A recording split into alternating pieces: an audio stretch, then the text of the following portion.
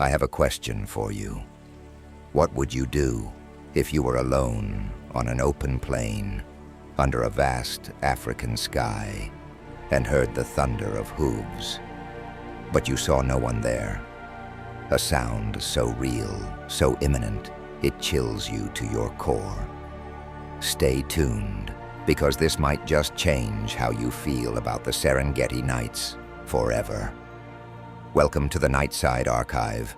Tonight we bring you a tale that has sent shivers down the spines of locals and travelers alike. The Phantom Riders of the Serengeti. Let's start at the heart of this story. The Serengeti Plains in Tanzania, East Africa. Known globally for its endless beauty and the dramatic migration of wildebeest that draws visitors from all over the world, the Serengeti is a place of awe-inspiring nature. By day, it offers breathtaking safaris, but by night, the atmosphere shifts. Locals will tell you it isn't just the predators that make nights dangerous there. The real threat, some say, comes from the riders who haunt these lands. The legend dates back centuries to a time of tribal warfare. Long ago, fierce Maasai warriors, a fearless nomadic people, defended their lands against foreign invaders. According to oral tradition, there was one particular battle that ended in tragedy so profound, it etched itself into the very fabric of the Serengeti. The battle unfolded during the rainy season, when the rivers swell and the land becomes slick with mud. Two rival Masai factions clashed under a stormy sky. The rain poured so heavily, the warriors could barely see their opponents as they wielded their spears and shields. Thunder crashed as though it were anger incarnate, and lightning illuminated brief flashes of chaos. But what made this battle unforgettable wasn't just the rain or the ferocity. It was the betrayal. One faction had secretly allied itself with an outsider group, breaking the Maasai's sacred warrior code.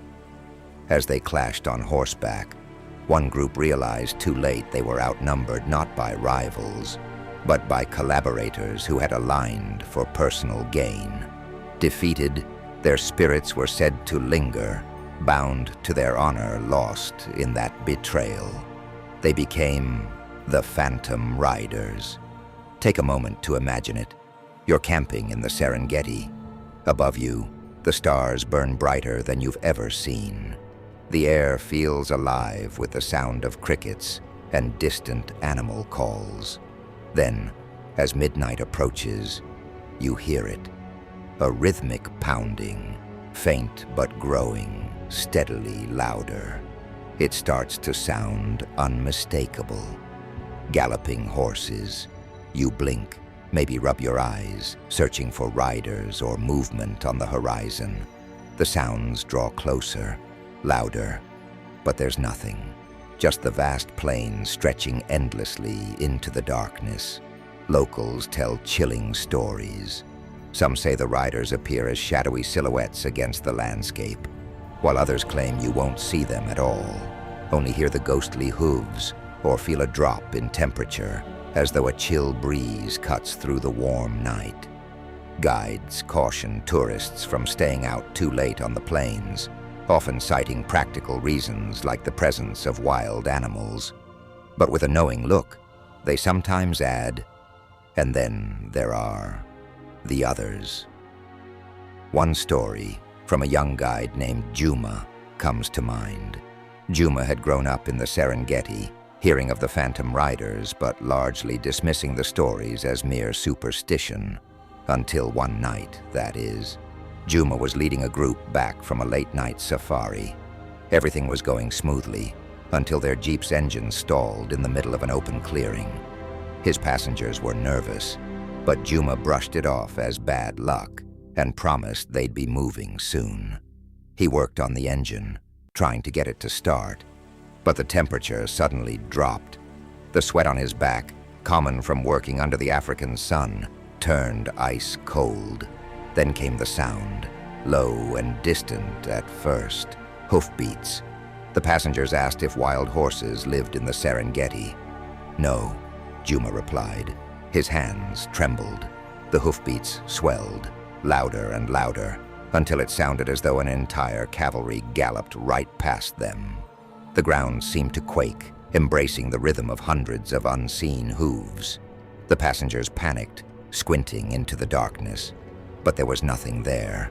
Moments after the sound faded, the Jeep engine inexplicably clicked to life. Juma drove back, questioned his own reality, and spent the night sleepless. It's not just locals telling these stories. Scientists and historians with no belief in the paranormal have reported unnerving experiences while camping. One Danish researcher studying migratory patterns was left baffled. Stranded in the plains for a moment, she described being filled with a sensation of dread, the odd auditory illusion of non-existent hooves circling her tent under the pale crescent moon. She noted in her diary how peculiar it was, before deciding to finish her research and cut her trip short. Now, skeptics will argue these phenomena can be explained by natural events. The Serengeti's vastness, they say, creates acoustic illusions. Perhaps sounds from miles away echo in a way that tricks the mind into believing they're nearby. An innocuous stampede of wildebeest or neighboring tribes' feasts could easily cause confusion to the untrained ear. Cold drafts on the plains at night, nothing more than temperature changes between heat-retaining soil and the cooler air above. Logical, right? But logic falters when you're the one hearing phantom hooves. Some Masai elders attribute the phenomenon to Enkai, their god associated with the sky and nature. They believe the riders return to remind descendants never to repeat their ancestors' betrayal. The hooves serve as a dire warning, echoing through time as a lesson in loyalty and honor. Rituals are still performed to appease the spirits, offerings placed on forgotten battlefields in hopes of quiet nights and uninterrupted peace. The Maasai know these ghosts intimately and have accepted their presence in ways outsiders struggle to comprehend. Ghost riders might sound terrifying, sure, but in Maasai belief, they aren't malevolent. They detain wanderers who've shown disrespect to their lands, but they do not attack. Instead, they are guardians, a reminder of who walked and rode these plains before us. But here's the thing. No matter how many times this story gets dismissed, people keep hearing the gallop. They experience the drop in temperature. They feel this invisible entity pressing against their reality, daring them to explain the unexplainable. Are we dealing with restless spirits, a psychological manifestation of guilt passed through generations? Or maybe something entirely else we lack the language or understanding to describe? There are experts exploring these questions.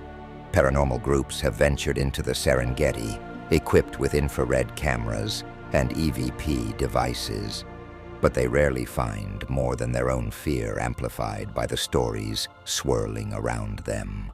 And yet, is it nothing? It's hard to convince anyone who's felt the ghostly chill and heard that spectral gallop. Perhaps the phantom riders are a reflection of something deeper within us. They make us remember the weight we carry from past wrongdoings, whether personal or cultural. They connect us to the land, showing us we're not the first, and that our actions ripple far beyond our time.